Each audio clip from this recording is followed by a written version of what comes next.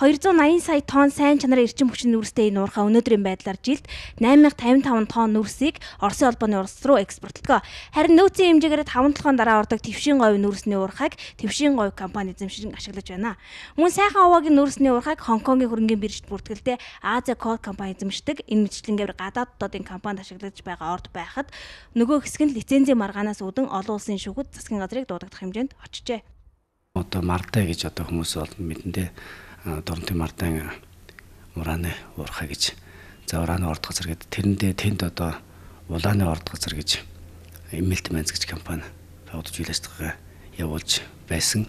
Мөн одоо тэр уран ашиглахтай тэр ураны орд газар ашигтай холбоотой бас одоо холбогдох дүрм журмууд зөрчигдсөн байж болзгүй бас анх олгосон эзэмшил Канадад авч байгаа бүгд Хятад улсын компанид худалдсан гэдэг энэ хооронд компани шилжсэн мэлзээ асуудал дээр бас зөрчил байж магадгүй гэсэн үндслээр тагнуулын байгууллага цөмийн энергийн газраас бас үйл ажиллагааны зогсоочод үндсэндээ бараг 3 жил орчим болж байна. Тэгэл нэг талдаа бол шийдвэр гараагүй байгаа холбогдох шалгаж байгаа гэж ойлгож байгаа. Миний зөвхөн хамгийн сүүлд авсан мэдээлэлээр олон улсын шүүхүүд бас одоо эзэмшигчид нь Монголын засгийн газар үндэслэх үр зогсоод байна гэж. Одоогоос 6 жилийн өмнө энэ тогтоолыг одоогийн уул уурхайн сайд Ган Уяг улсын их хурлын гишүүнээр ажиллаж байхдаа санаачлан батлуулсан байдаг. Тэрээр өнөөдөр Монголын уул уурхайн бодлогыг барьж байгаач эдгээр ордуудын цаашдын хувь зай хэрхэх асуудалд оривтой шийдэл гаргасангүй. Эдс соёлын салбарт баримтлах бодлого улсын их хурл өргөн барьсан.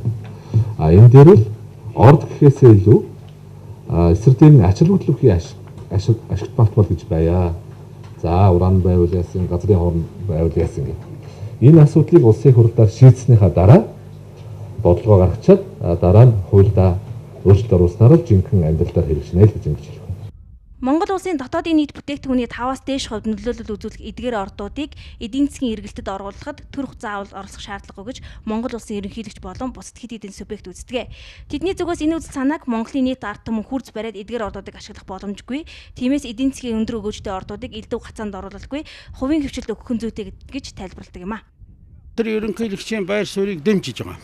Яг гэвэл стратегийн орд гэж одоо олон болгочсноор ард түмний өмч болно гэж өнөөдөр оюу толгой 5 толгой энэ чинь ард түмний л өмч гэдэг байгаа. Тэгээд ард түмний өмч болж одоо жинхэнэ утгаараа харагдаж чадж гэнэ үгүй юу? Энэ чинь одоо харагдаж байгаа шүү дээ. Тэгэхээр стратегийн ордыг олон болгоод ард түмний өмч гэдэг бол тийм их юутай зүйл биш баха. Оновчтой зүйл бол биш байх. Өнөөдрийн байдлаар ийм чагсаалтад 39 орд бүртгэлтэй байгаа. Цаашид дахин 100 гаруй орд нэмж бүртгэх магадaltaй гэдэг. Улс орны хэмжээнд эдийн засгийн өрөөгөөжөөр тэргүүлэх эдгээр ордуудыг ийм байдлаар гацаанд оруулах биш зохистой шийдэл хүргэн зүйтэй гэдэг асуудал шийдлээ олдгүй ийм байдлаар 6 дахь авраа өдөж байгаамаа.